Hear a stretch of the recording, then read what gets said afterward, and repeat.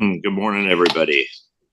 I'd like to call to order the special meeting of the Board of Retirement. Today is Wednesday, January 15th, and the time is 9:14 a.m. Our first order of business is the Pledge of Allegiance. Mr. Harris, can you please lead us? Please join with me in reciting our Pledge of Allegiance. I pledge allegiance to the flag of the United States of America and to the republic for which it stands, one nation, under God, indivisible, with liberty and justice for all. Thank you. We have a statement for emergency statute. Oh, my apologies. Thank you. Thank you. This meeting is being held virtually and in person, so I will do a roll call of the trustees to confirm attendance. Mr. Harris? Here. Mr. Robbins? Here. Mr. Kehoe? Here. Mr. Green? Present. Ms. Durazo? Present. Mr. Rue? Present. Mr. Moore? I'm here. Ms. Langton? Present. Trustee Ginsburg will not be present for today's meeting, and Trustee Oakham will be joining us shortly. Staff participating in the meeting include CEO Santos Kryman, Deputy CEO Louis Lugo, Assistant Executive Officers JJ Popowich and Laura Guglielmo, Deputy CIO Jude Perez, Chief Counsel Stephen Rice, Senior Staff Counsels Allison Barrett, Frank Boyd, and Jean Kim, Legislative Affairs Officer Barry Liu, LACERA's Medical Advisor Dr. Glenn Arisman will also be joining today. Staff and managers participating in today's meeting include Carly Natoya, Kathy Delino, Chat Aronde, Ricky Contreras, Ted Granger, Cassandra Smith, Louis Gittins, Vincent Lim, Tamara Caldwell, Tatiana Baer, Jessica Rivas, Leisha Collins, Christina Logan, and Ganesh Gopanapalli. Consultants include Nick Collier from Milliman, Zachary Wertheimer from Buchalter, Ashley Dunning from Nossaman, and State Legislative Advocate Naomi Padron. Trustees, please use the raise your hand Zoom option to be placed in the queue. At this time, we ask all meeting participants to mute their mics until you are ready to speak. And now we may proceed with the agenda. Okay, now I'd ask for the emergency statute statement. Yes. Thank you, Chair Kehoe. Good morning, Chair and trustees. Under Section 54-953E of the Brown Act, the board may approve teleconference meetings for itself and its committees when there is a proclaimed state of emergency and the board finds that as a result of the emergency, meeting in person would present imminent risk to the health and safety of attendees. This determination can be valid for up to 45 days before it must be renewed. The board may properly make the required findings in this case because of the governor's proclamations of a state of emergency due to Los Angeles County fires and the windstorms, LACERA's proximity to the Eaton fire, and Pasadena's red flag warnings currently in effect. We'll need a motion and a second. The motion should state the finding of imminent risk, clarify the duration of the determination up to 45 days, and that the determination applies to both the board and its committees. Thank you. I'll make the motion with the statement of the imminent risk. I'll second it. Okay, it's been moved in second. Now let's please do a roll call vote. Mr. Green? Aye. Ms. Durazo?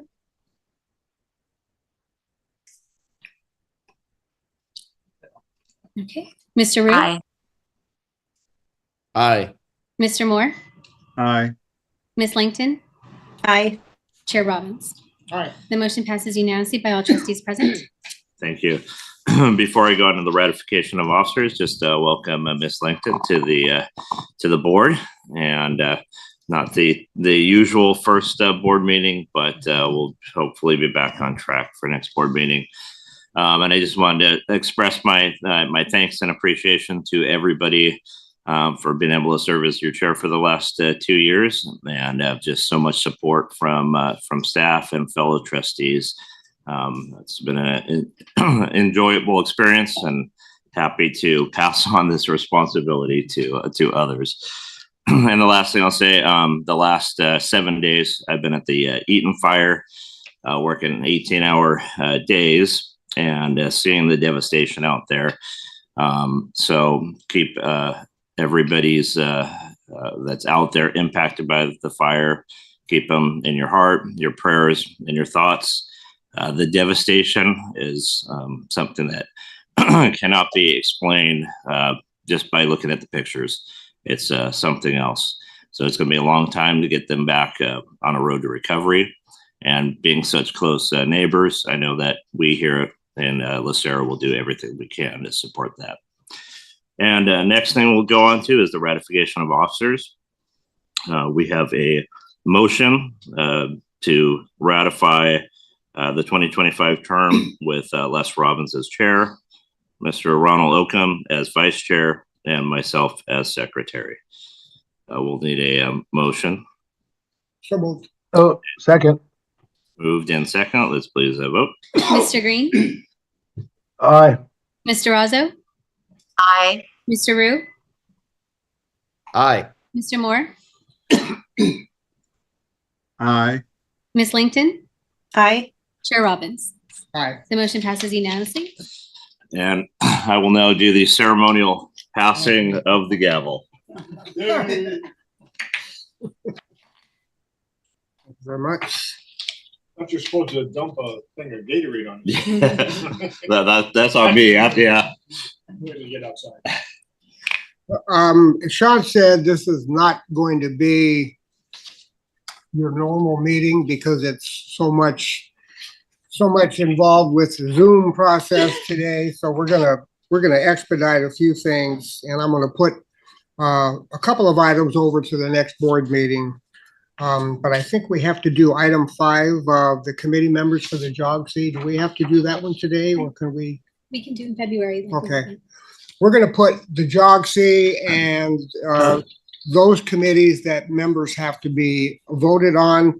We're gonna put that over to next month, just to expedite things today. And Bonnie will be sending out an email to everybody, getting your preferences for the committees that you would like to be on. So, and we're trying to get those assignments done ASAP so everybody knows. So, does anyone have any questions out there in Cyberland? I don't see any hands going up. Approval of the minutes of the December 4th meeting. I need a motion. Second. Motion and second. Are there any corrections, any changes? Thank you. Go ahead. Mr. Green, Aye. Mr. Razzo, Aye. Mr. Rue, Yes. Mr. Moore, Aye. Ms. Langton, Aye. Chair Robbins. I'm an aye. The motion passes unanimously. Thank you very much. Items, public comment. Do we have any? No requests have been made. No request from the public to address the board. No one is here. We are now on item 8, executive update, starting with the LACERA All-Stars. Thank you very much, Chair Robbins, and good morning, everybody. This is the time of the month. This is when we recognize LACERA staff who have been nominated by their fellow staff members for going above and beyond the call of duty to help members or each other. This month, we're recognizing Veronica E. Martinez, Ted Granger, Tatiana Bayer, Sarah Scott. There are no web watchers or rideshare. And I just want to take this moment to also just recognize all of our staff who have really pulled together during this trying time.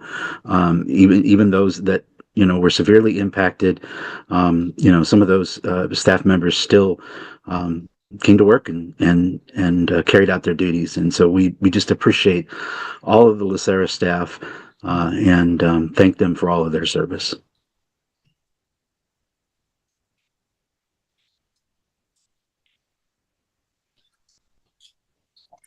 Member spotlight, item B.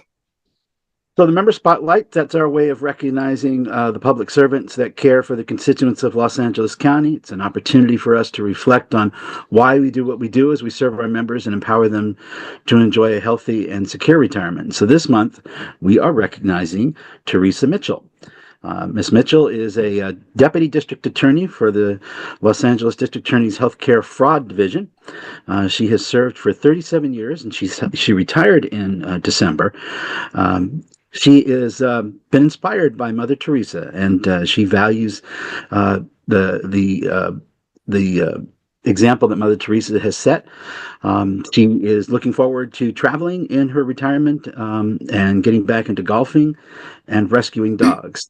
And so it's people like Ms. Mitchell who are dedicated public servants that are out there taking care of everybody, day in and day out through the normal times and the trying times. So we thank her for her service.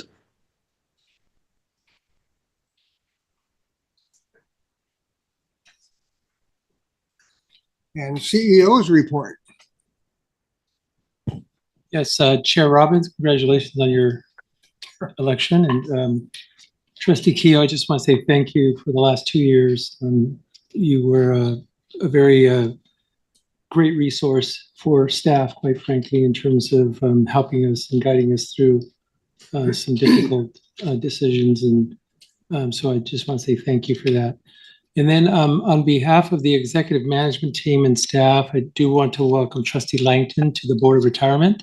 I know that we had the pleasure of working with her. We started working with her, I believe, in October, in the Board of Investments.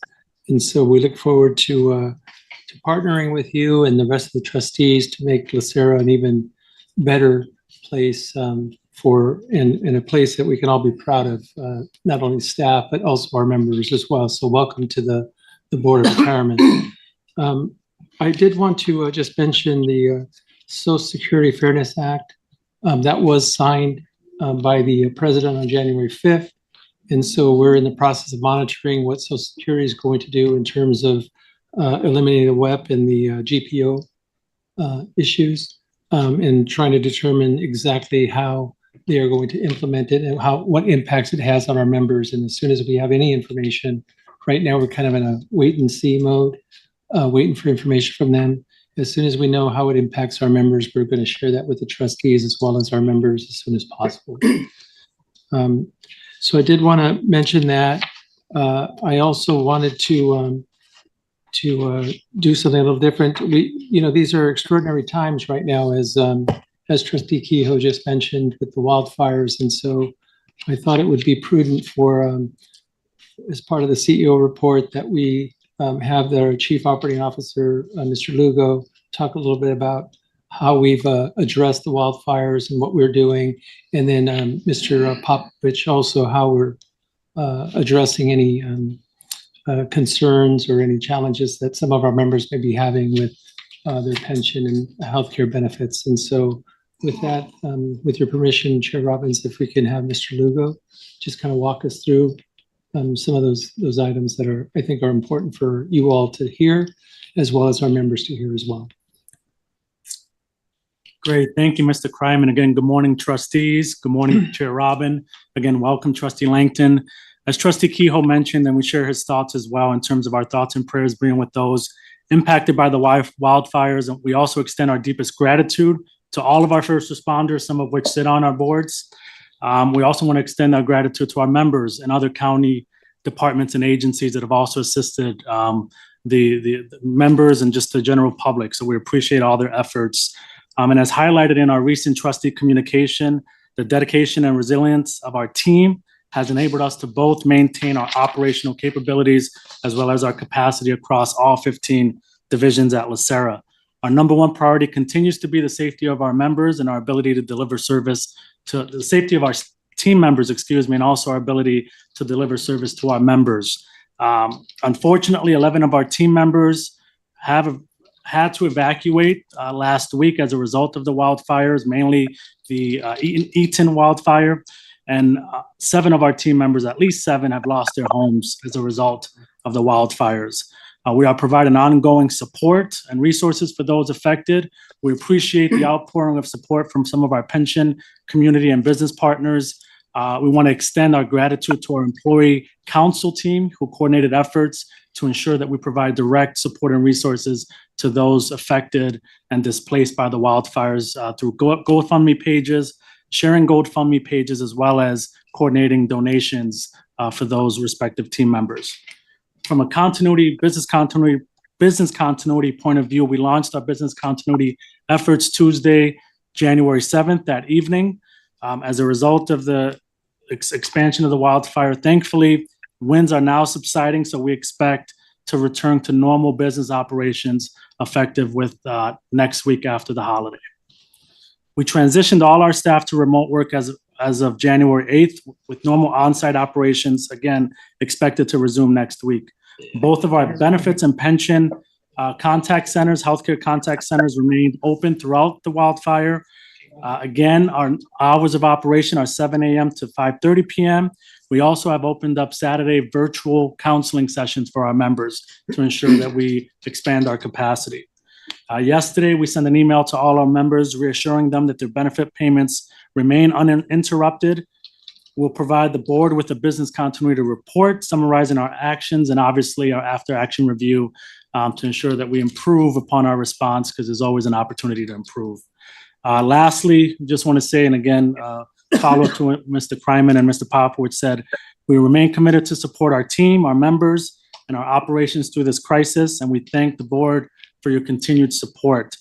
Now, through the chair, I'd like to pass it to Mr. Popowich, who will provide a little bit more further details in terms of our efforts to proactively support members impacted by the wildfire. Mr. Popowich? Thank you very much. So the primary focus is, making sure that we are actively communicating with members, and letting them know what we're here, we're operational, and we're ready to support them. So we've proactively reached out to all the members to reassure them and let them know that we're here. We provided and continue to provide lists of resources on our website and staff have been provided with the same lists in case members have any questions or express a need while we're interacting with them. For our active members, it really is to remain operational as near normal as possible, provide all of the full services to them. We did have to close our offices, as Mr. Lugo mentioned, and we proactively reached out to all the members who were scheduled for counseling sessions via phone, and in some cases text messaging, which is a new tool for us in reaching out to members, to let them know that we will hold their counseling sessions virtually, or if they need to reschedule, they can contact us and we'll reschedule them. We've also identified all members who have pending disability applications on file, who live in the impacted areas. There's about 22 of them, I believe, at the last count. These cases have been flagged as well, and staff are reviewing each of those cases to see if we need to make any adjustments in their processing. We need to reach out to them or anything. We also are prepared to expedite whatever possible new cases for members in these zones or members who may experience issues, while they're responding to the disaster. And we'll continue to monitor that and flag those. For our retired members, our goal for retired members and survivors is to ensure benefit payments are uninterrupted. So based on, we did an analysis of our membership based on zip codes and have identified about 1,554 retired members and survivors who live in the impacted areas. We have flagged their accounts so that staff know right away that these members may be impacted by this disaster.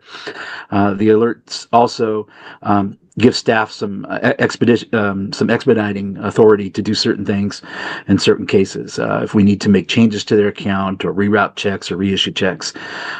So staff is fully prepared for that. That number could change. It is not 100% sure that is the entire group of them, but that's the ones that we've identified so far.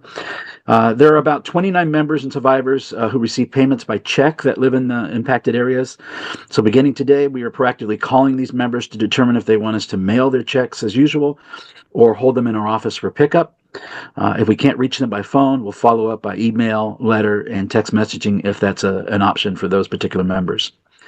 The remaining 1,525 members who receive benefits by direct deposit will also be contacted by email and mail to let them know that we are here if they need to change anything. We also want to let these members know that if they need to have us hold their 1099-R, which is coming up for a mailing shortly, we'll do that and they can pick that up in our office. We continue to monitor the situation. We continue to watch for any areas that we have missed or if unfortunately it expands in anywhere, to make sure that we're staying on top of that. We're also in the process of identifying all the active members that live in these impacted zones, placing the same type of alerts on their account. I don't have a number on that yet. That's a second phase. We focused on retired members first for their payments. And then we are making improvements to our website to improve our messaging to members.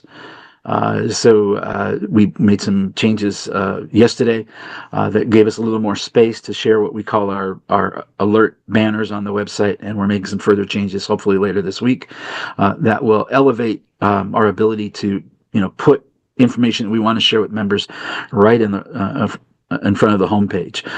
So I want to thank my system staff, for their response and communications too, because they've just been incredible. As I've asked a lot of these folks and member services and benefits to get things done in a short period of time. So we continue to monitor the situation. We'll continue to proactively reach out to members as needed. And of course, we'll keep the trustees up to date on what we're doing. And that's it. If there's any questions, happy to answer questions. Yeah, could I just close with just saying that I'm as a CEO, I'm incredibly proud of how our staff reacted to the emergency. It was something that just came up. I think the transition to a virtual environment was seamless. I think it had to do a lot with the pandemic memory muscle. And so we're actually reaping a lot of rewards as a result of that experience that we had. No one panicked. Everybody knew their job. I want to just acknowledge a couple of individuals. First, James Beasley, who's responsible for our business continuity planning and emergency preparedness issues. He's been bird dogging us, having consistent tabletop exercises, and we didn't have a wildfire in some of them, but we did have a lot of issues that related, and so that was incredibly helpful. I think that I do want to recognize Alex Ochoa of our ECT Employees Council team. He did a phenomenal job, even though he was evacuated, of coordinating the effort to assist our staff members that were impacted by losing their homes directly. He did a marvelous job, quite frankly, of getting all that done.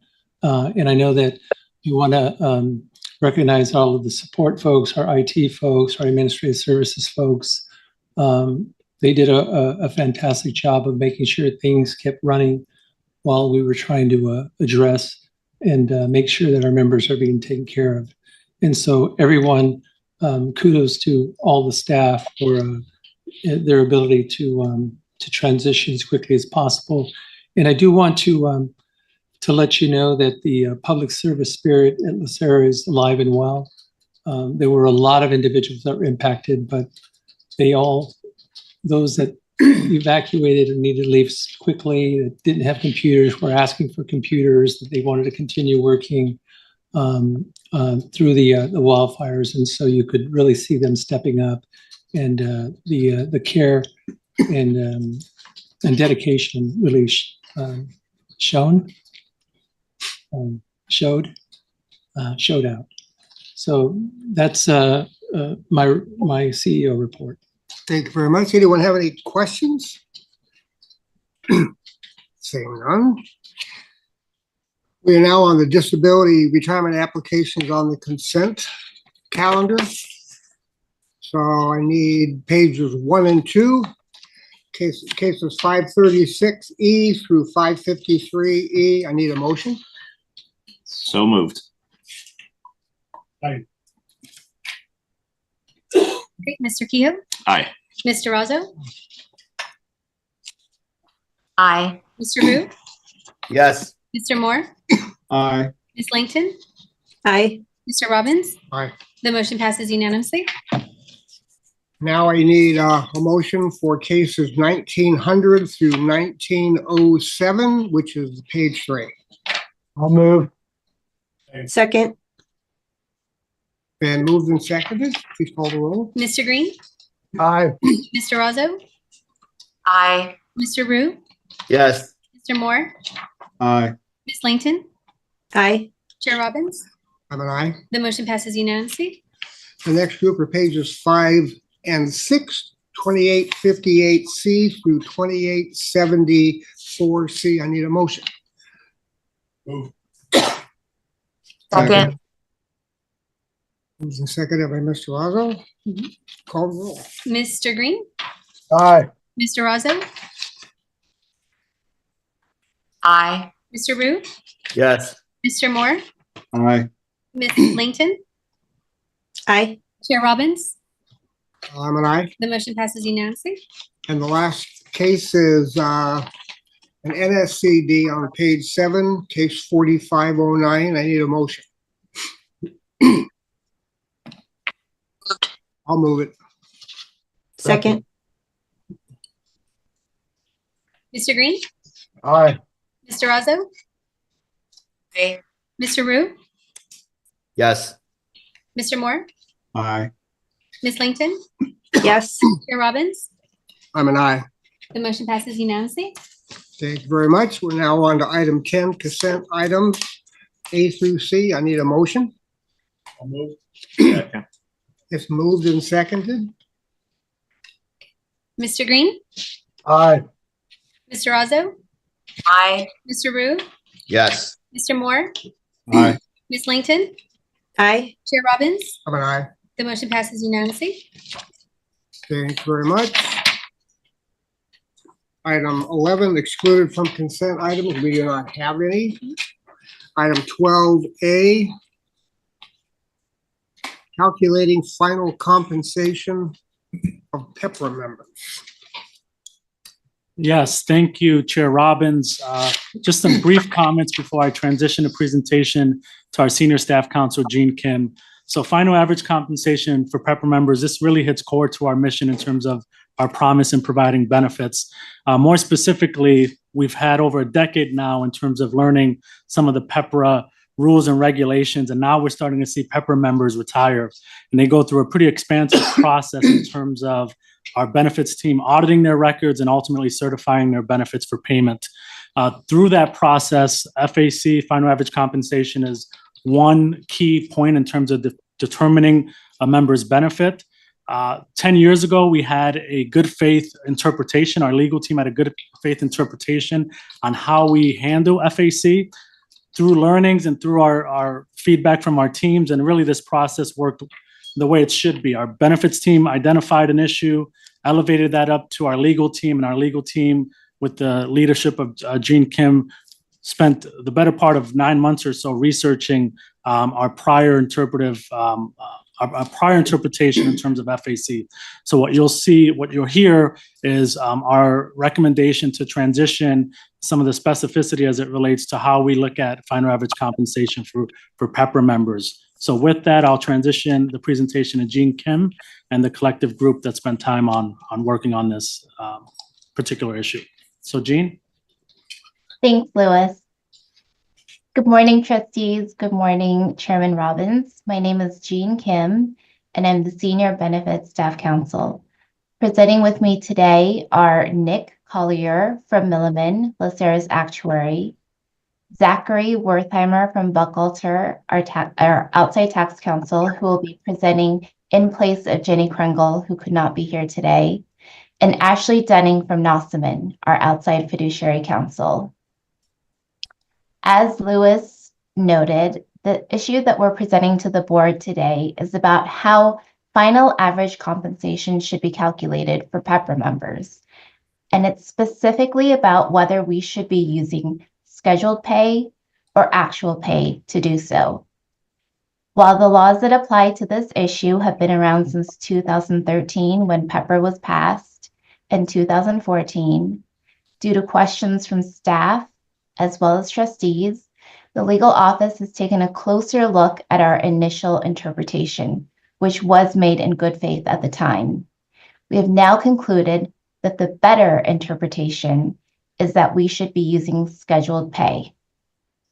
Next slide, please.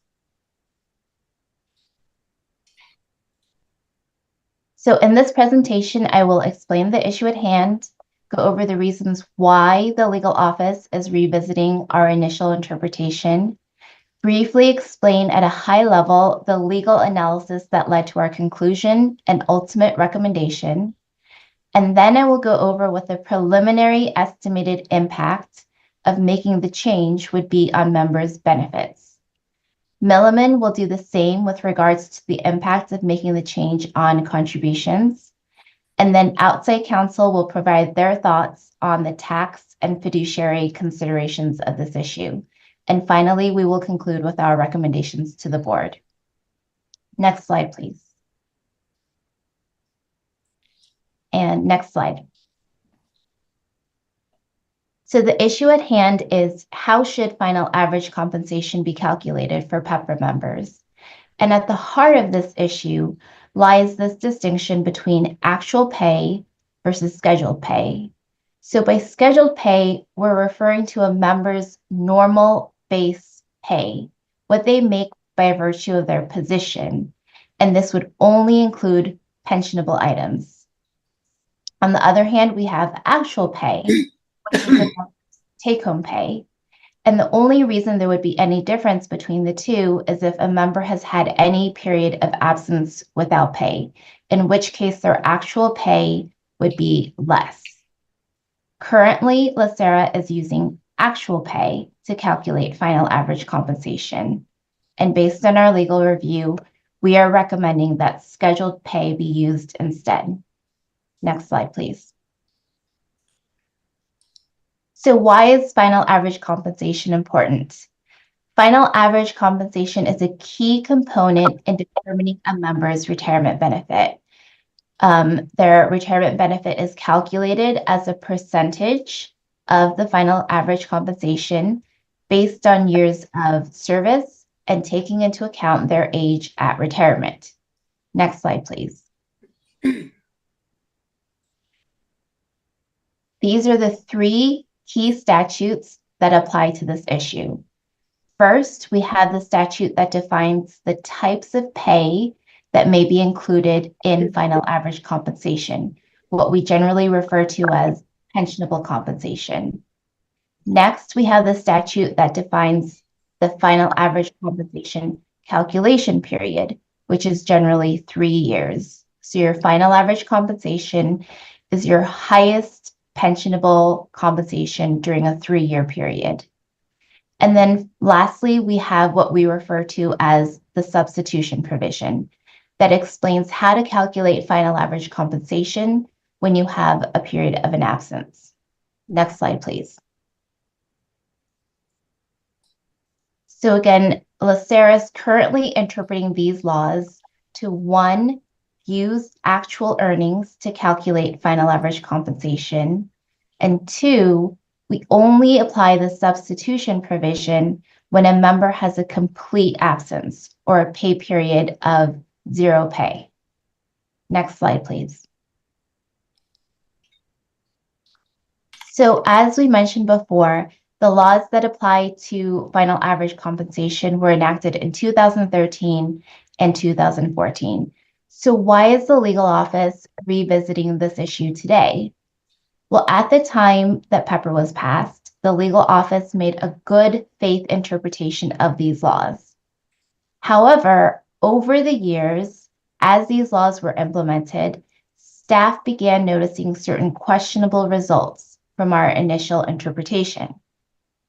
Specifically, staff have raised the following 2 concerns. 1, they noticed that there was a difference between how member contributions are calculated. So what a member pays will be based on scheduled earnings, and then how member benefits are calculated. So what a member will receive will be based on actual earnings, which could be potentially less. So that seemed inconsistent. And then 2, staff noticed that a member who has a pay period of 0 pay due to being completely absent will be better off in terms of their final average compensation than a member who has been only partially absent during a pay period. Next slide, please. So this slide is meant to illustrate these concerns. On the left, we have member A, who's partially absent for 2 pay periods, and as a result, you see their actual earnings are less than their scheduled earnings. On the right, we have member B, who is completely absent for 2 pay periods, and as a result, they have actual earnings of 0.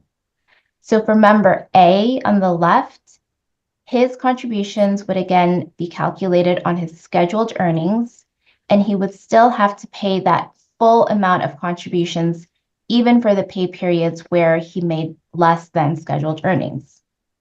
However, his benefits would still be calculated using his actual earnings.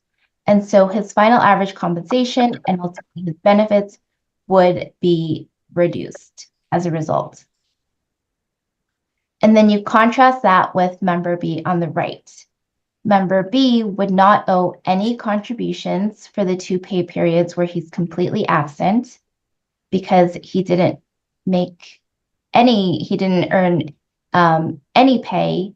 He wouldn't have to pay any contributions. However, he would get the benefit of the substitution provision because he had a complete absence. And so we would substitute scheduled pay for those 2 pay periods, and ultimately he would have a higher final average compensation than member A. So both in terms of his contributions and in terms of his benefits, he ends up better off than member A, even though he worked less.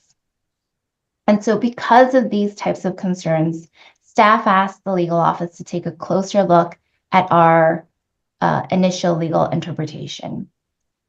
And so now I'll give you a brief overview of the legal analysis that led to our conclusion that we should be using scheduled earnings. These are the steps of statutory interpretation that were followed in order to analyze the applicable statutes.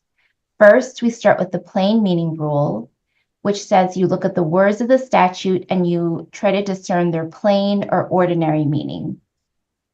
However, there's a limit to that rule, which is step 2. If by applying the plain meaning rule, the results are absurd or seem contrary to the legislative intent, or if the meaning is in fact ambiguous and not quite so plain, then you go outside of the words of the statute. You go on to step 3 and look at things like the underlying purpose of the statute, the legislative history, or public policy considerations. And then finally, step 4, we have this additional rule for interpreting pension legislation, which says that any ambiguity or uncertainty should be resolved in favor of members, so long as that interpretation is consistent with the clear language and purpose of the statute. Next slide, please. So applying these steps of statutory construction to the applicable statutes, we start by looking at the words of the statutes and trying to determine their plain meaning. The statute defining pensionable compensation is pretty straightforward. It says pensionable compensation means normal monthly rate of pay or base pay.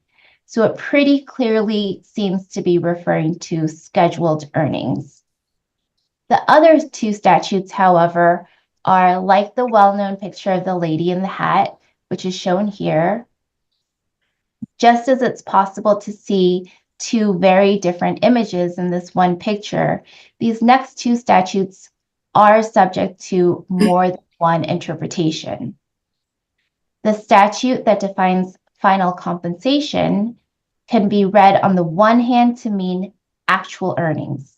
That final compensation means pensionable compensation that was actually earned during a 3-year period.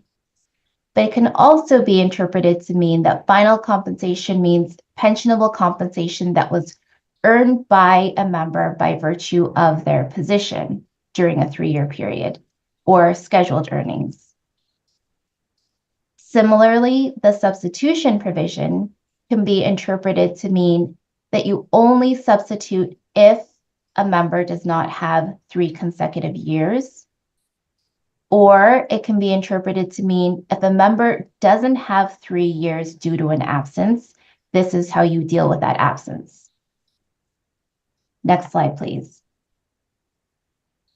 So as the previous slide shows, at least 2 of the 3 statutes do not in fact have one plain meaning. There are 2 ways to interpret the word earned, actual earnings or scheduled earnings. And there are 2 ways to interpret the substitution provision. So we move on to step 2 and we ask, is our current interpretation leading to absurd or at least questionable results? And yes, as noted previously, staff have noticed certain questionable results. such as the inconsistency in how contributions are calculated compared to how benefits are calculated, and how members who have a complete absence end up being better off than members with a partial absence. And so we move on to step 3, and we look at the legislative history. The origins of PEPRA are in Governor Brown's 12-point pension reform plan. This plan indicated a clear intent to address pension spiking. In the bills that followed, there was a similarly clear intent to change the measurement period from 1 year to 3 years, and 2, to exclude items of pay that could be easily manipulated. Both were ways that would address or prevent pension spiking. There's no indication in the legislative history, however, of an intent to make a distinction between actual pay and scheduled pay. And then finally, going on to step 4 and the special rule for pension legislation, we ask, what is the interpretation that would be most favorable for members? And here the answer is clear. It would be using scheduled pay. And this would also be consistent with the language of the statutes and the underlying purpose. So all these steps of statutory interpretation lead to the conclusion that we should be using scheduled pay.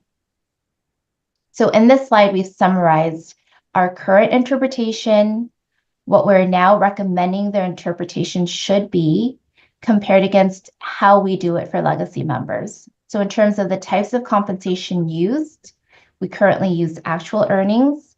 We're recommending to change that to use scheduled earnings, and that is what we use for legacy members. For substitution, we only substitute currently when a member has a complete absence, and we're now recommending that we substitute for any absence, and that is how we do it for legacy members. We note, however, that there would still remain other differences in how we calculate final average compensation for legacy members versus PEPRA members. Namely, the measurement period would still be different. It would be 1 year for legacy members and 3 years for PEPRA members. And there are many more items of pay that are excluded from pensionable compensation for PEPRA members. So those differences would still exist. Next slide, please. So now moving on to the impact analysis, staff has done some preliminary research and analysis of what the impact of using scheduled earnings would be on PEPRA members who have already retired. These estimates are based on data as of September 20th, 2024, and the numbers will certainly change depending on if and when we make this change. But it was estimated that there are 493 members who could possibly be impacted. Of those, 411 members are estimated to receive additional benefits. 73 members would have no impact.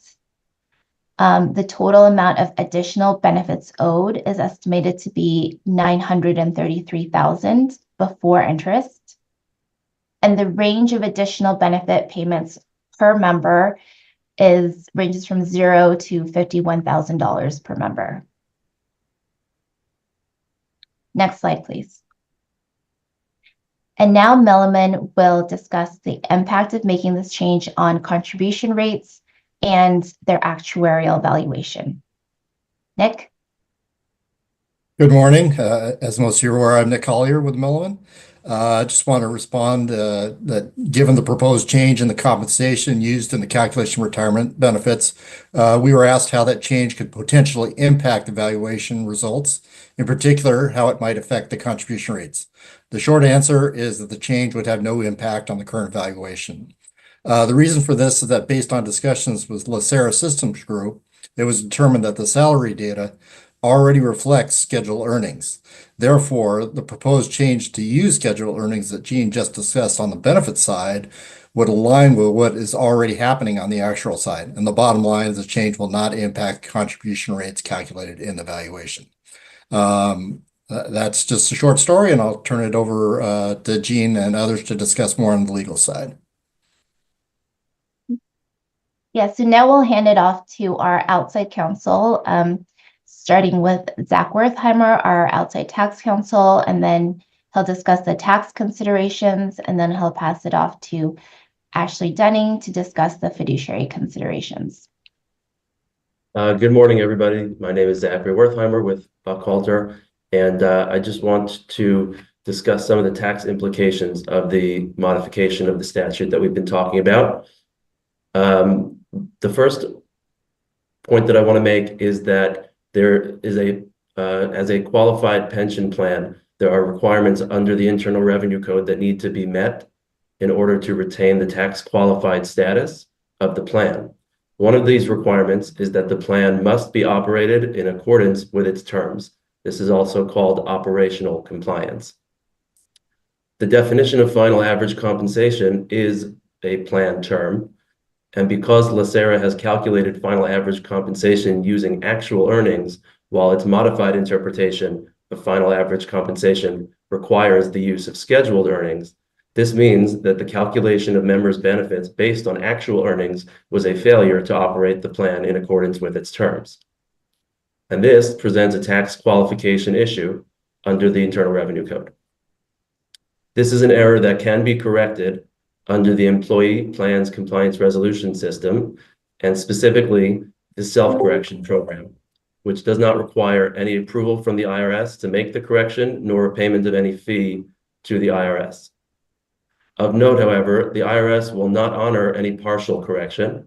It will honor only a full correction, which will restore the plan and the members to the position they would have been in absent the failure in the first place. It's our position that since the statutory language has not changed, and we are only dealing with a modification in how to interpret the statute, a statute can have only one meaning. It can't have had a meaning that was applicable before and another meaning that was applicable after. And therefore, we have to make a correction that will affect both members who already retired and started receiving benefits and members who will retire in the future and will only for the first time be affected by this modification. Because of the requirement for a full correction, which, as I said, has to restore the members and the plan to the position that they would have been in absent the failure, there's also a requirement by the IRS that the modified benefits calculations will require interest to put all the members back in the exact position that they would have been in. The exact amount of that interest is determined by the actuary as a reasonable rate of interest, and it can also be the same rate of interest that has traditionally been applied to the members' contributions. With that, I will pass it off to Ashley to discuss the fiduciary considerations. Thank you. Good morning, members of the board.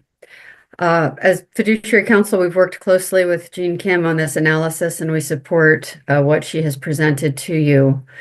On the fiduciary question of how to apply this new proposed interpretation, it is our view that in light of the fact that the underlying statutes don't specifically afford discretion to the board to make one of multiple interpretations, but instead need to be interpreted one way or the other, we also agree with tax counsel that this is a context that does warrant both a retroactive and prospective change in LACERA's interpretation of the applicable PEPRA and SERL statutes.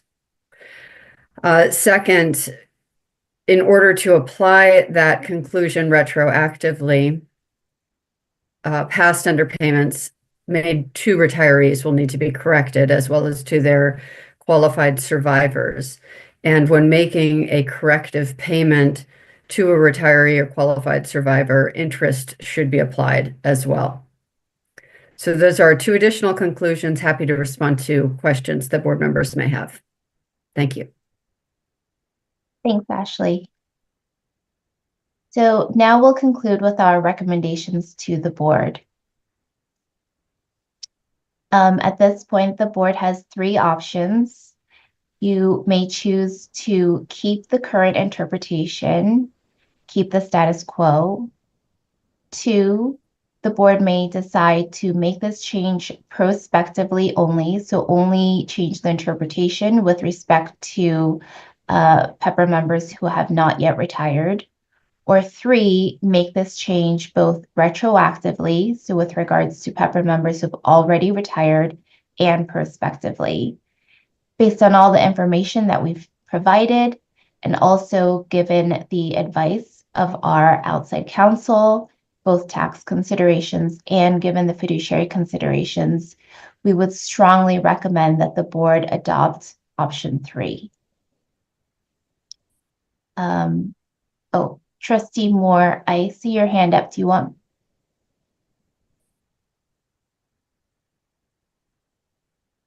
Yeah, I had some questions as you were going along, Yes, and sir.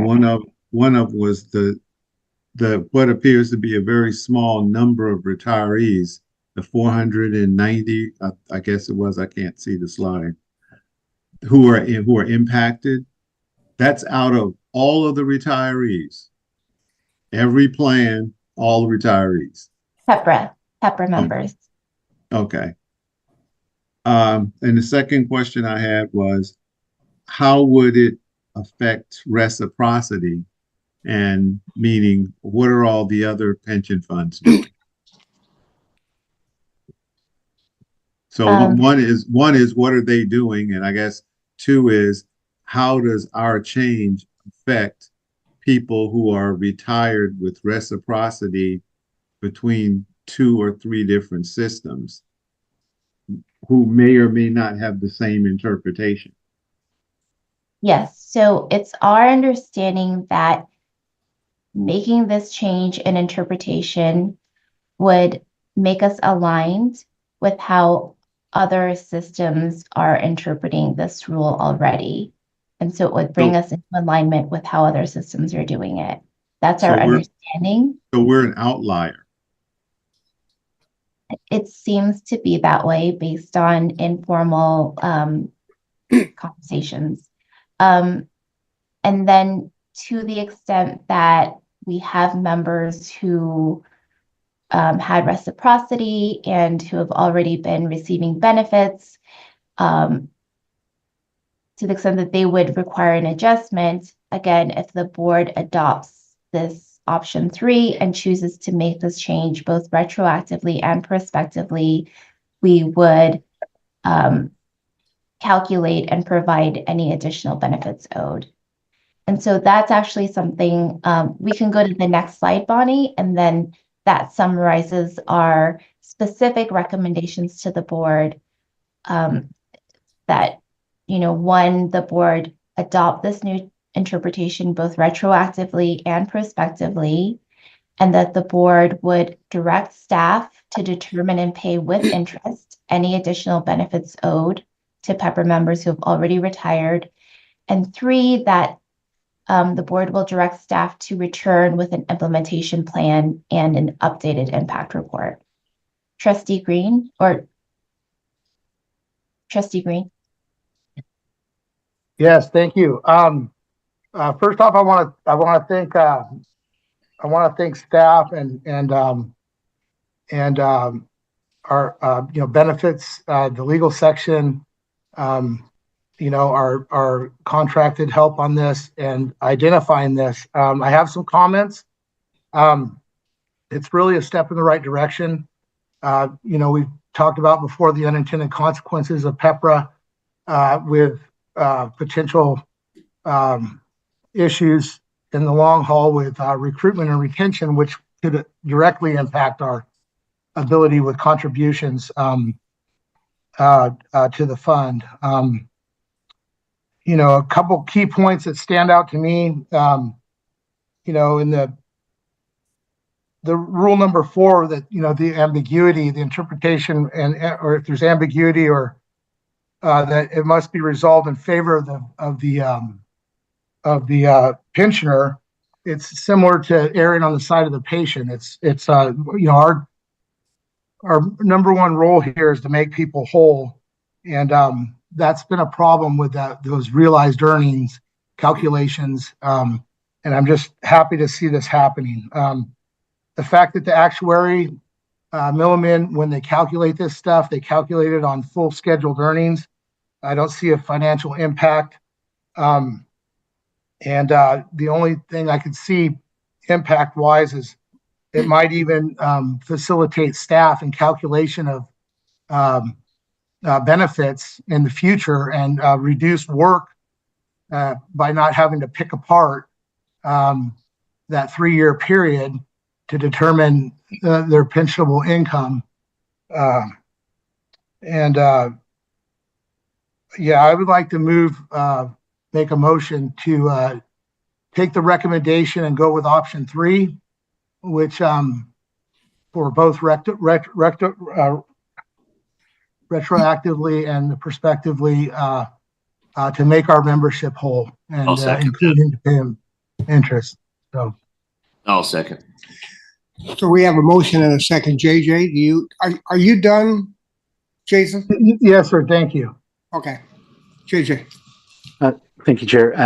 So I just wanted to give a partial response to Mr. Moore's, Trustee Moore's question, and then to confirm something that Trustee Green mentioned. So in terms of reciprocal, part of the response plan to this, if the board adopts this, will be for us to do the recalculation, and then we'll notify the reciprocal agencies of the change.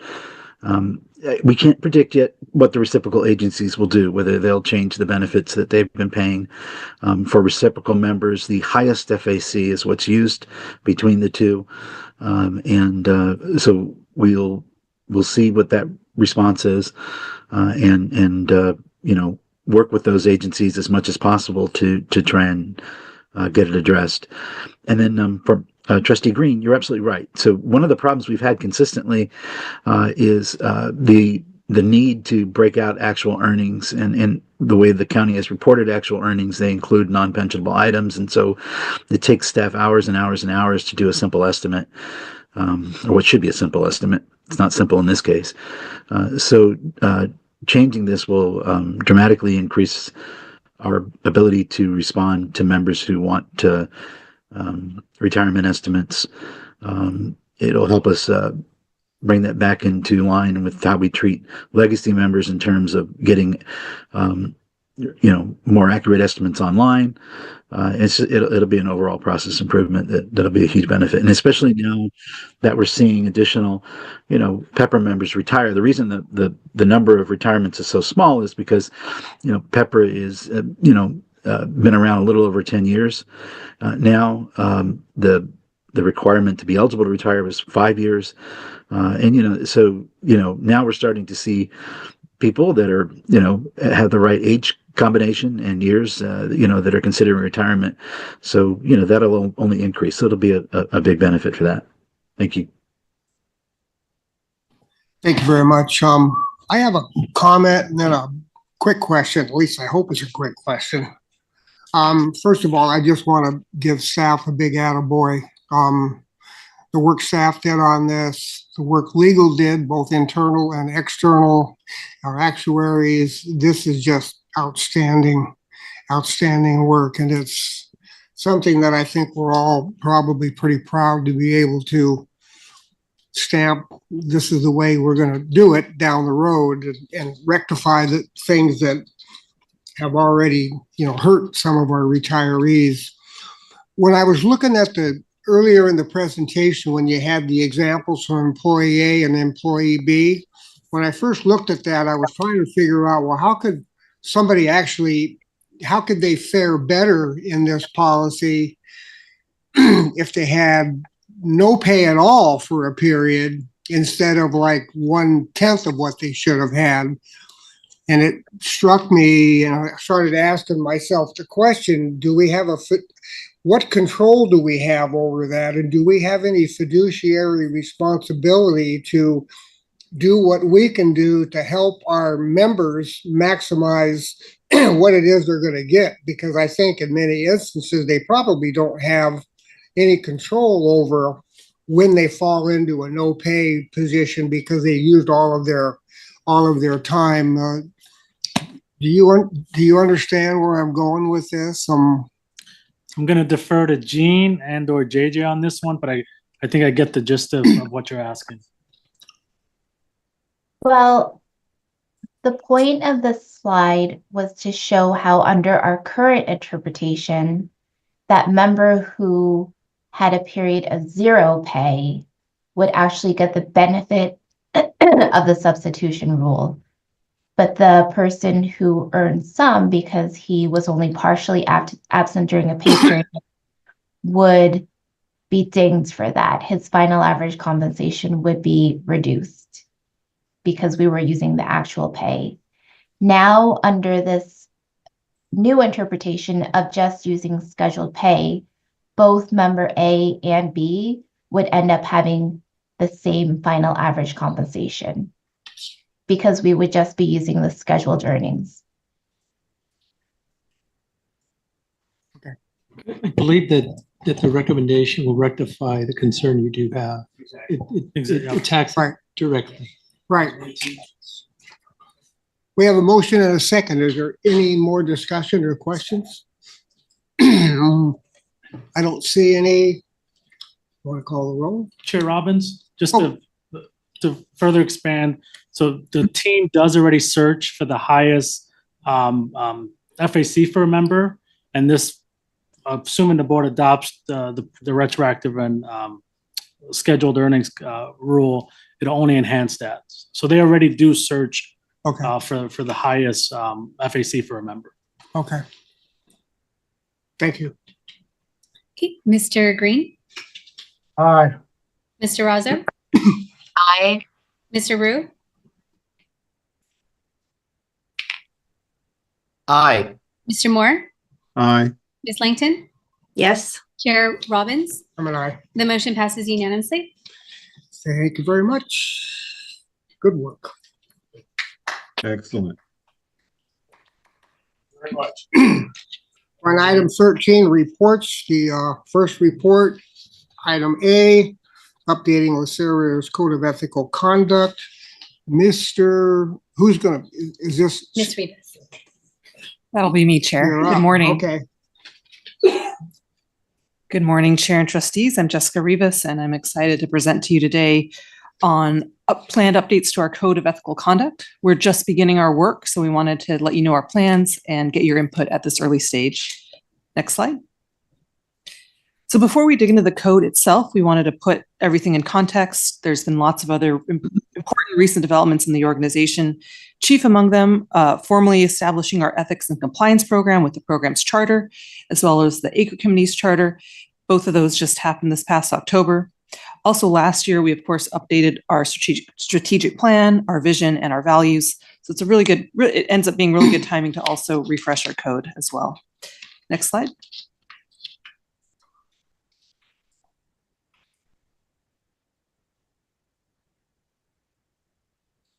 We're ready for the next slide. Yeah. Thank you. Oh, actually go back one, sorry. There we go. So what is a Code of Ethical Conduct? It is a key document that establishes standards of conduct and internal controls to reduce ethics and compliance risk. It's also a key part of our ethics and compliance program. It promotes an organizational culture that encourages ethical conduct and a commitment to compliance with the law. And the DOJ guidelines explain that, were the DOJ ever to investigate an organization, having a code is the very first thing they look at to determine whether an organization has a commitment to compliance with the law. Next slide. So here's our current Code of Ethical Conduct. Hopefully you've had a chance to look it over. It was last updated in November 2021. It's on a 3-year update cycle, so we're right on schedule. It currently uses, or tends to use at points, more dense legalistic language, and it's not organized at the moment around any themes or larger issues. It's essentially a list of topics. Next slide. So here's our goals for the new code, or our updated code. Our top priority, of course, is to set expectations and norms in alignment with our mission, vision, and values, and serve as an ethical decision-making guide for the entire organization. We're also hoping to inspire everyone, staff and trustees, to not just meet standards, but exceed them.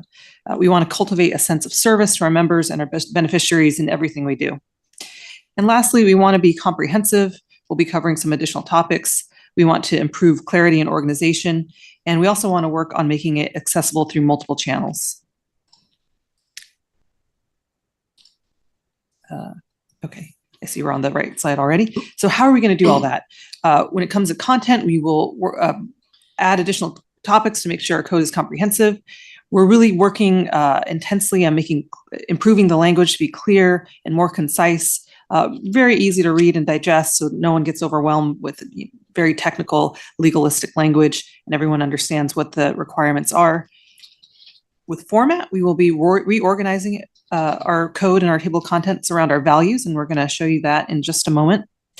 We will be interspersing throughout new helpful features, call-out boxes, Q&As, etc. Just little things to highlight key pieces of information that folks really need to know in their day-to-day work for LACERA, whether it's as a trustee or as a staff member.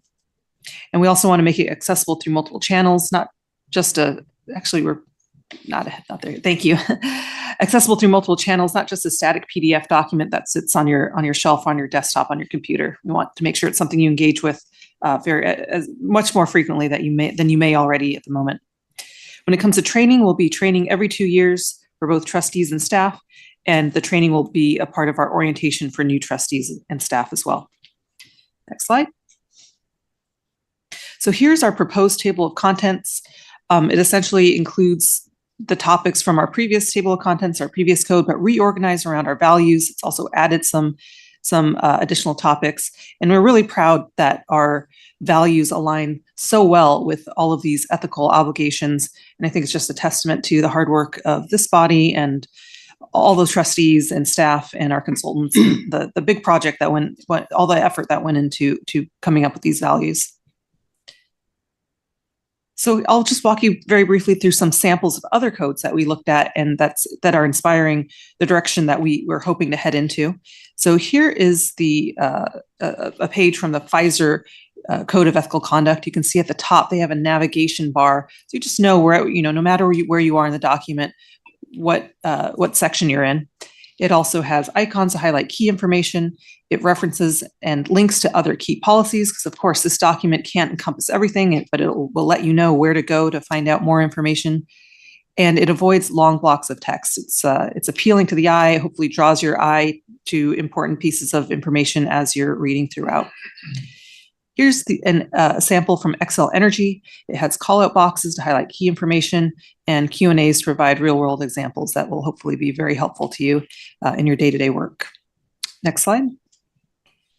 Here's a page from the CalSTRS code.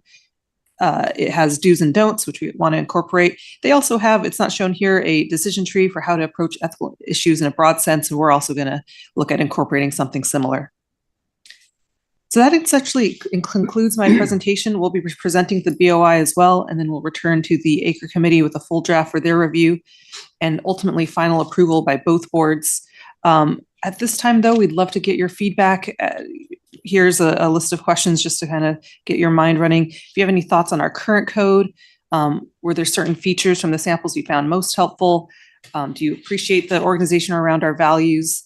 Are you looking forward to the code being available on multiple channels? Maybe other things we consider. Really open to any and all feedback at this time. It would be great, very helpful, and we can incorporate as we move forward. Thank you, Chair. Thank you, Mr. Green. Thank you, Chair. I know that the examples, I know we discussed this a little bit before, and I know there's work being put into this. I do like plain speak. And again, my opinion, but a lot of those examples from CalSTRS and stuff, those things are just way too busy, I feel. I think hyperlinks, multiple channels, accessed online, on a desktop or whatnot with hyperlinks to relevant information. But our existing code of conduct, reads, I feel, very well. It's clear. It's well organized, and I think if there's anything with this revamping of it, more examples always help. That's my input on it. But as far as that's some of that stuff that the CalSTRS examples and whatnot, it and maybe others have a comment on it or whatnot, but it's just very busy. And it's a code. It's a code. It needs to be a code. It's not. I don't see it as a, kind of a presentation that it doesn't. I don't think it needs to be eye catchy. Maybe a portion of it could, if necessary, but I do think that it needs to be succinct, clear text, and readable. So that's my opinion. That's very helpful. Thank you. It seems like we can definitely strike a balance between too many features, which might be overwhelming visually, and then just text, which may prevent people from engaging or be a little overwhelming as well. So striking that balance. So thank you so much for that. Trustee Langton. Thank you, Chair. I personally didn't find our current document too bad at all. But I am a big believer of air and space in documents. I think that this subject matter is very complex. I mean, I've been an attorney forever and I still can't, it takes so much analysis to figure things out. I still have to ask counsel. But I do think what you just suggested, Ms. Rivas, the combination of the two may be a great idea. Thank you for that. It's very helpful. Thank you. Any other comments? Yeah, if I could just briefly, I really do like the organization based on our values, though. Great. I think we all need to go back to our values on every decision we make and see, do we line up with those? So I think that's very, very helpful. So I really like that. Thank you so much. Any other comments, questions? Thank you. All right. Thank you very much, Chair and Okay. trustees. Thank you very much. We are now on item B, state legislative update. So who's going to take the handle on this? Yes, thank you, Chair Robbins. So today we have Naomi Padron from our state lobbyist from MKP Government Relations to give us an update. As you all know, we've had an election this past November, not only at the federal level, but lots of state elections as well. So she will be here to give us an update on that. So I'll hand it off to Naomi. Great, thank you, Barry. Good morning, Chair and trustees. As Barry mentioned, my name is Naomi Padron with McHugh Kepke Padron Government Relations. I, along with my team, have the pleasure and the privilege of serving as your advocate in Sacramento. Thank you for this opportunity to speak this morning and provide a legislative update. Before I begin my presentation, I did just want to offer my thoughts to those that have been impacted by the wildfires and offer our support to the broader Los Angeles community during this difficult time. Jumping right along, this slide highlights a roadmap of some of the topics I will be covering. First, I did, just because I know there's some new faces, wanted to provide a reintroduction of my team, our lobbying firm, and touch on our 2024 win. Then I did want to highlight a couple of dates that will offer some context. As you can imagine, the legislature operates on, fairly cyclistic cycle and has some key deadlines. I will also go over, as Barry mentioned, the election as well as its impacts to the state legislature. I will talk about lawmakers' return to Sacramento, as well as, some of the bill introductions and the ongoing special session. Finally, I'll conclude my presentation by previewing our 2025 engagement. Of course, please feel free at any point or after, the presentation to ask questions as we go along. Our team, which is our photos are on the slide, we're a boutique lobbying firm. We've had the pleasure of working with LACERA for the past 8 years. We're Sacramento based and we specialize in advocacy and public affairs. Collectively, we have decades of experience, which help us navigate kind of the complexities of the political landscape and ultimately offer results to our clients. Next slide, please. I'm pleased to report that in 2024, LACERA had a successful year. One of our big wins was getting AB 2474 by Assemblymember Tom Lackey unanimously approved and signed into law by the governor. The bill made several changes to the SERL, but most specifically allowed LACERA to make payments to retirees through a prepaid debit card until 2028. I want to credit LACERA staff who worked on this effort and helped with the negotiations. For context, the state in recent years had some issues with EDD and prepaid cards, and there was, a little bit of conflation and hesitancy because of that around this policy area. Through our discussions, we were able to differentiate LACERA and get this change authorized. So, definitely credit again to the staff that worked on this effort. Next slide, please. Here I've outlined some of the key dates that, like I said, will provide context for this presentation. As you know, the election was November 5th. The newly elected lawmakers were sworn in on December 2nd, and only recently, as of January 6th, has the legislature reconvened and started regularly meeting again. Another big date that happened recently was the January 10th constitutional deadline for the governor to provide a budget proposal to the legislature. And then finally, I did just want to highlight the February 21st date as a date that's upcoming and will be the last day for bills to be introduced.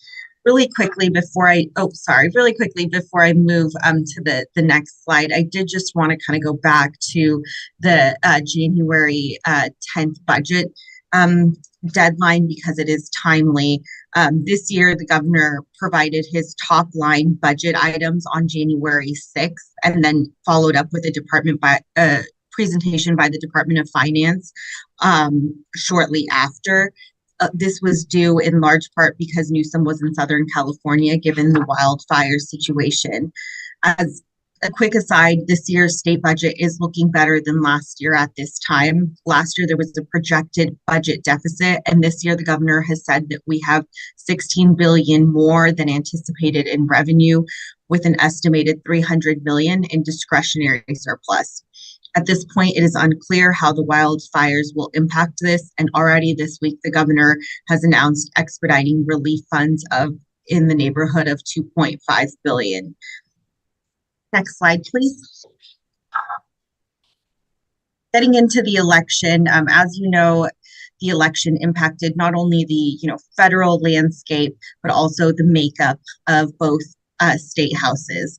That being said, the next couple of slides will delve into some of those details. The election was consequential and had several things on the ballot, including 10 state propositions, a seat in the U.S. Senate, several competitive bids in Congress as well as the state legislature, and dozens of high-profile contests. As I mentioned at the onset, my focus really tends to be on Sacramento and the State House, but I did just want to highlight that in 2024, San Francisco voters considered a couple of propositions related to retirement. They're outlined on the slide, but I'll go through them quickly. Proposition F was a voluntary kind of drop plan for police officers. This one did not pass.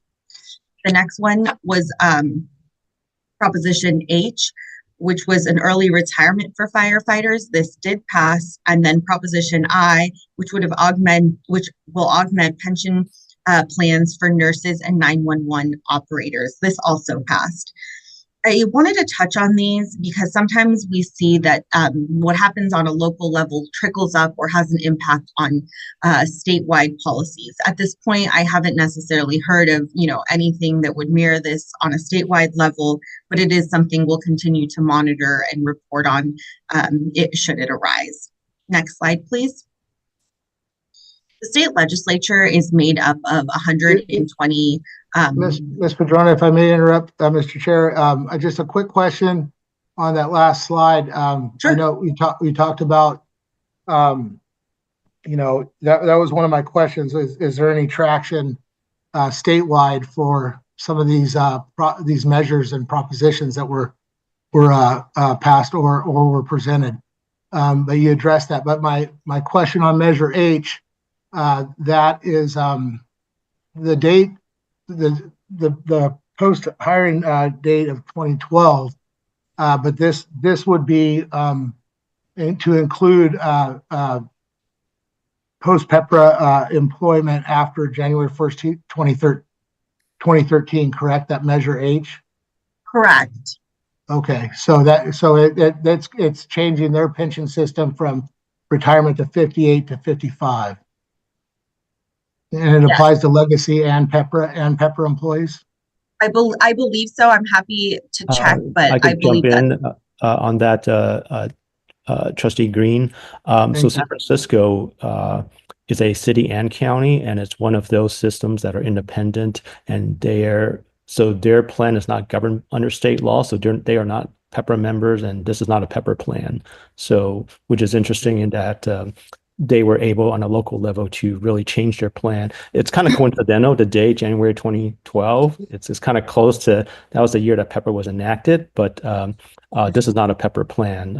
Because likewise, for example, the city of Los Angeles, city of San Diego, city of San Jose, they all run their own plans that are separate from PEPRA. So they're not PEPRA plans or members.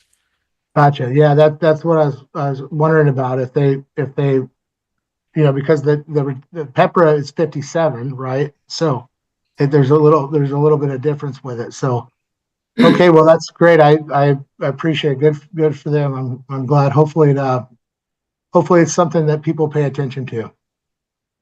Yeah, I will say I do think those kind of run counter to some of the things that we've seen, on the statewide level. But of course, once you're able to get traction and get the sort of approval of state or local officials, sometimes that is able to trickle up to the state level. So as I was saying, there are 120 members in the California State House. Most of them were up for election in 2024. All 80 assembly members and 20 senators. Assembly members serve 2-year terms while senators serve 4-year terms. And so that's why only half of the Senate was up. Notably, 2024 was the first election after the redistricted maps. And so some of the seats looked a little bit different. Ahead of the election, we knew that there would be at least 35 new members. So this equals about 25% of each house, and it's the most turnover we've seen in 10 years. A lot of that was due to term limits, but there were, of course, some members that had additional time that could have been served, but opted to run for Congress or maybe local office. And then we had one incumbent who did not win his re-election. Next slide, please.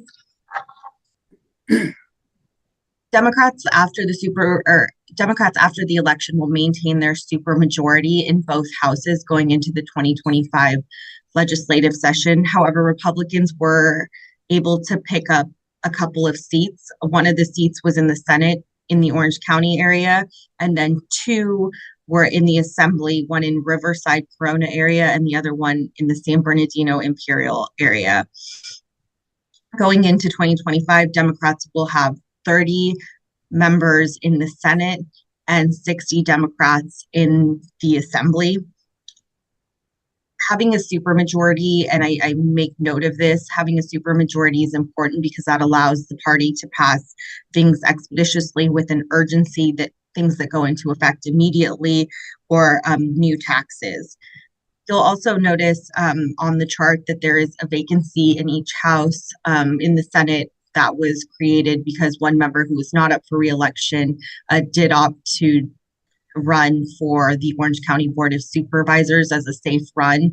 And then in the Assembly, there was a little bit of a strange situation in the Central Valley where you had one member who was on the ballot twice, one for a congressional seat and one for his Assembly seat. He ended up winning both and opted to, take on his congressional seat. And so those vacancies we anticipate will be filled in the coming months. The governor has called a special election for February 25th.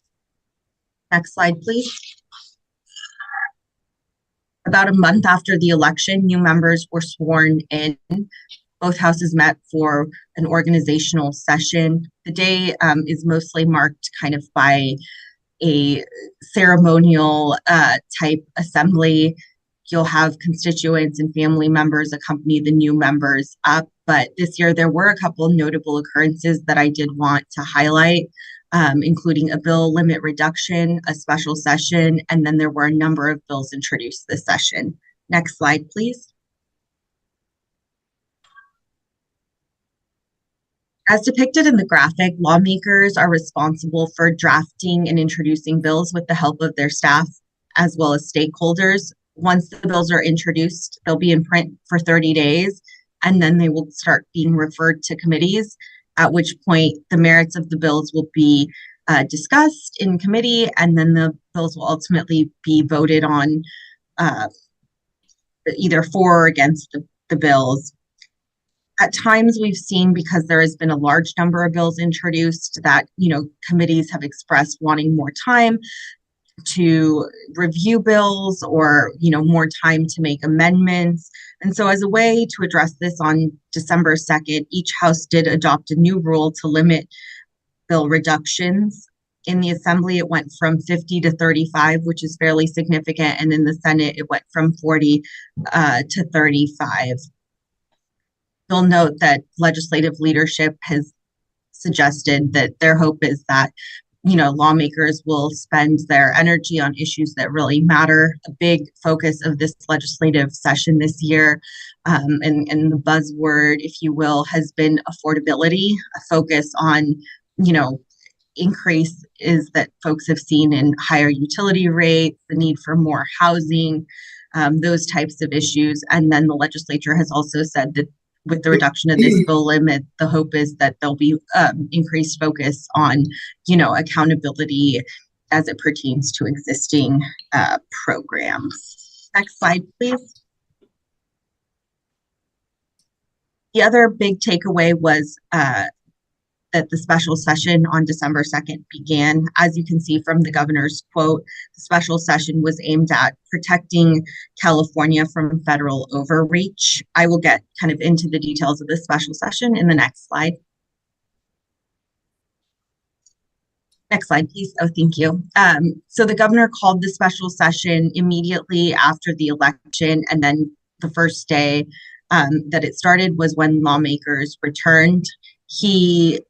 Upon the special session started, Newsom did call for $25 million to augment a litigation fund to help defend California.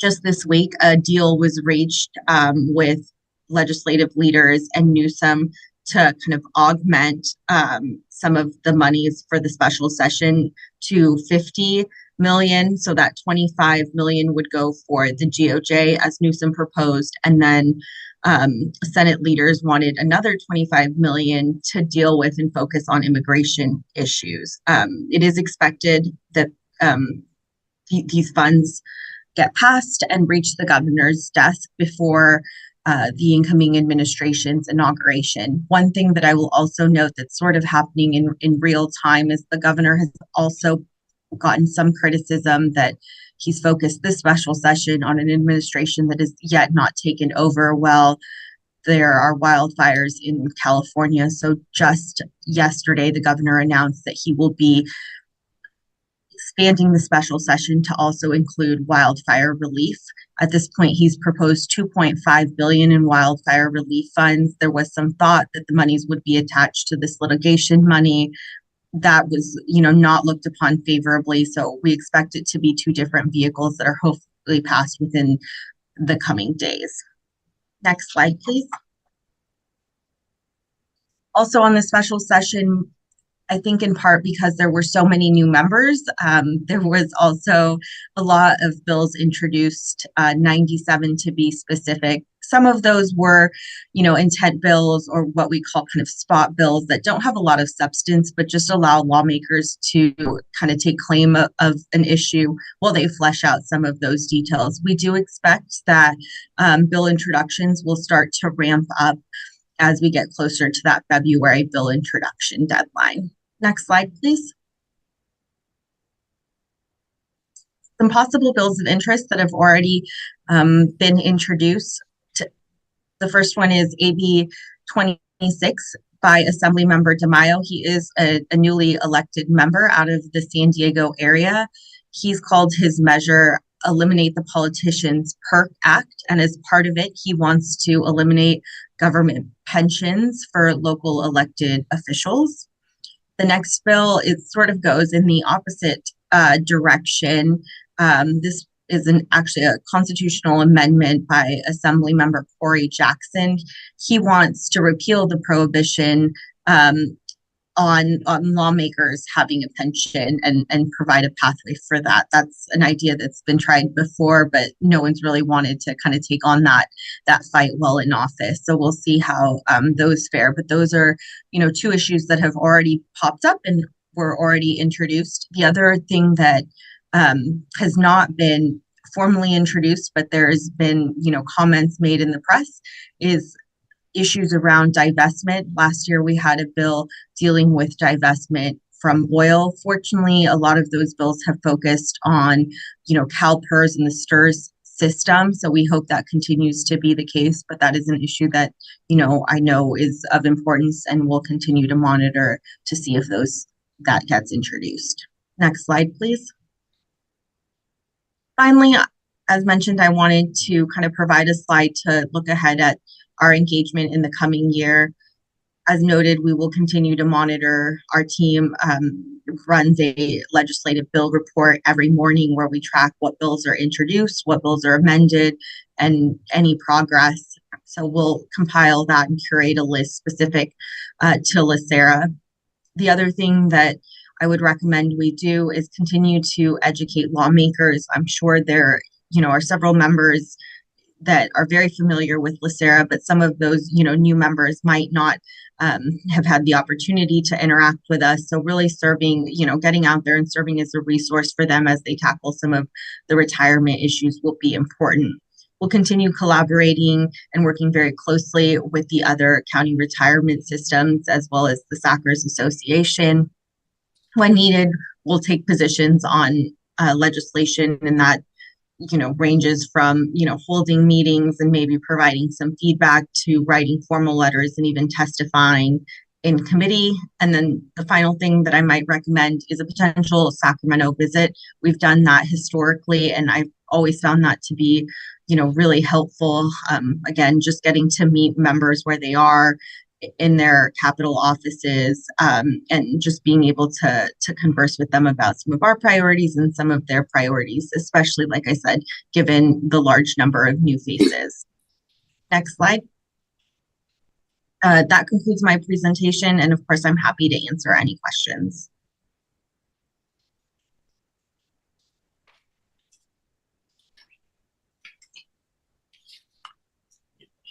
Thank you very much for the presentation.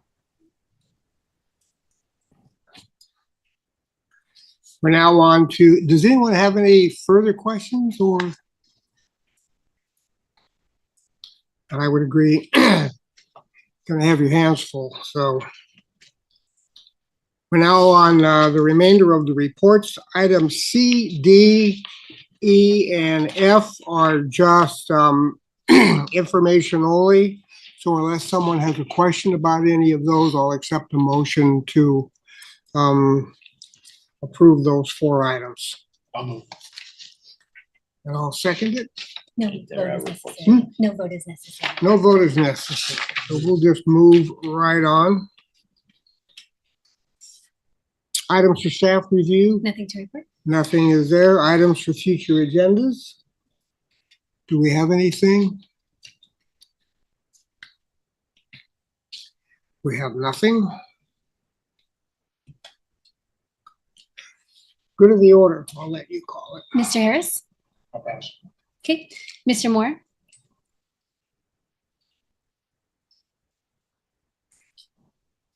Start with Mr. Green.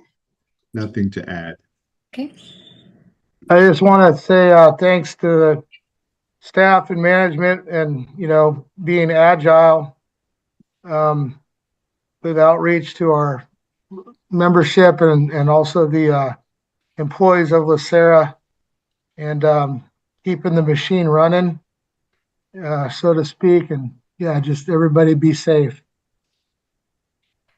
Thank you, Mr. Razzo. Hi, yes, thank you. Happy New Year, everyone. It's unfortunate with everything that's going on. I'm here in Santa Clarita and the winds are picking up again, so that's a concern. So let's, all be careful out there and pray for a little bit of rain, not too much. Hopefully I'll see you all next month. Take care. Mr. Rue? I just want to take time to thank all of our firefighters and our first responders, and even on our board, Mr. Green, and Mr. Kehoe. Thank you so very much for your current and your past work in preparing for this day, this tragic day, and also it's unfortunate. I think we all know not just one, but multiple people who have been personally hit by the tragedy where their homes or businesses burned down. And I think I saw the last report. There's about 11 employees, LACERA employees, who are affected, so directly. And I mean, this is so tragic. And so I just really want to pray for all those families and hope that. I mean, it's so scary to say, it looks like the worst might be over and we want to say it's over, but obviously it's so hard to tell and anything could happen in a second. So, but hopefully it doesn't get worse. And we get past it and we all work together to, rebuild and come together as Angelenos. And, I myself try to donate as much as I can, but all of the donation centers are pretty much over capacity, which is a good sign. But it's not going to end here. It's going to take a long time for recovery. So I just really want to again thank Angelenos and thank first responders and pray for those families who have been affected. Thank you. Thank you, Ms. Langton. Thank you. First, I'd like to thank everyone for their presentations today. They were extremely well presented. In joining the issue about the fires, it does seem like there is no end to the individuals who need help in Los Angeles County, and they need prayers, they need help. But what I find is truly uplifting is to see the outpouring of generosity and the collective effort, people coming together to support family and friends, but also to support strangers. And it truly fills me with gratitude and makes me proud to call Los Angeles home. So thank you to all the people who are able to donate or give their time, and to the firefighters, of course. Thank you. Thank you. Mr. Elcom? Sure. I'll come back.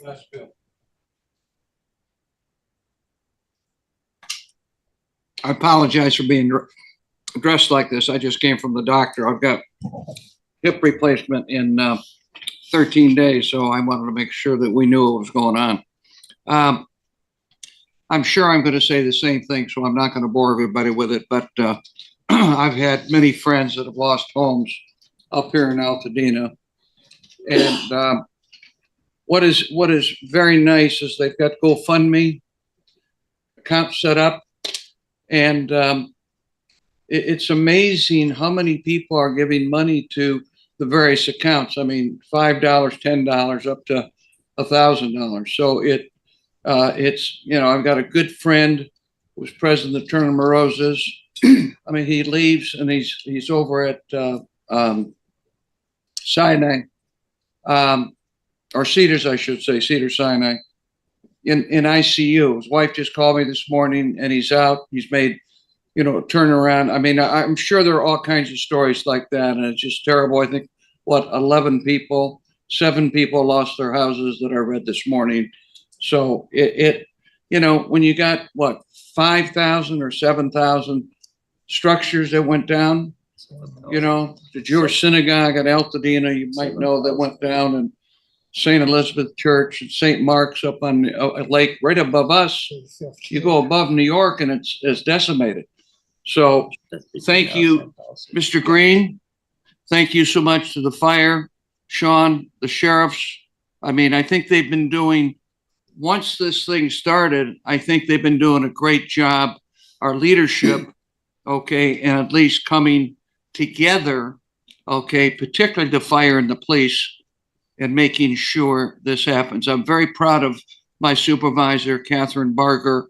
I think she's done a terrific job in thinking ahead.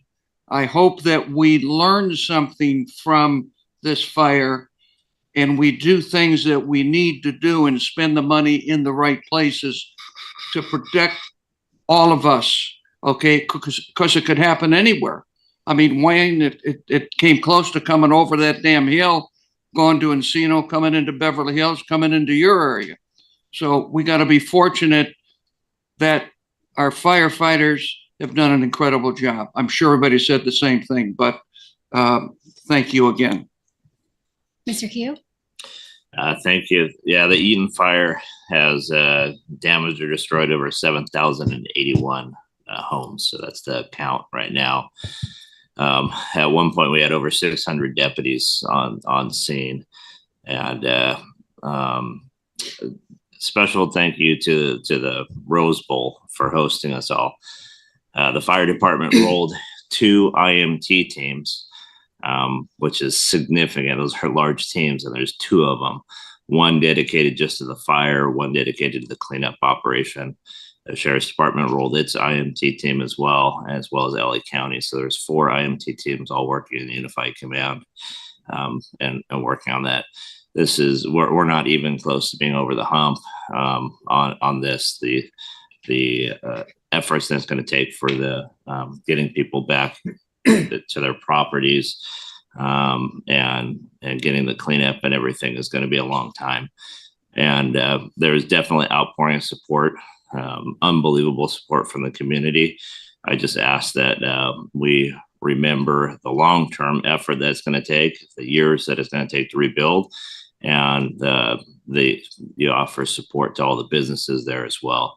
The entire business district was decimated, and they're going to need support long term. So keep them also in mind as those businesses reopen, and years down the line, definitely spend some time and try and bring some normalcy back to the community. Thank you. Mr. Fryman? I don't have anything to add. Just wanted to just say that Mr. Keogh and Mr. Green, thank you for serving. Quite frankly, we're all grateful for that. And just stay safe and watch over your men and women that are on the front lines with you all. So God bless. Chair Robbins?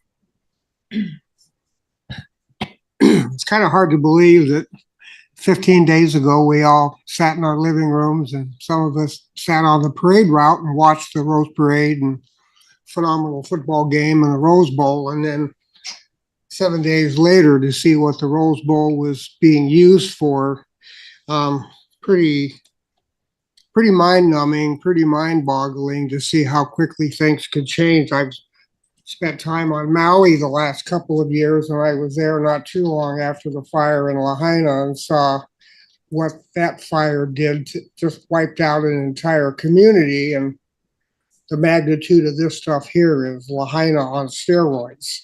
So it's just a whole lot bigger deal. So, and I've seen how they're struggling there. It took them 9 months just to clear the land off. So, how long this is going to take here remains to be seen, but it's going to be a long time.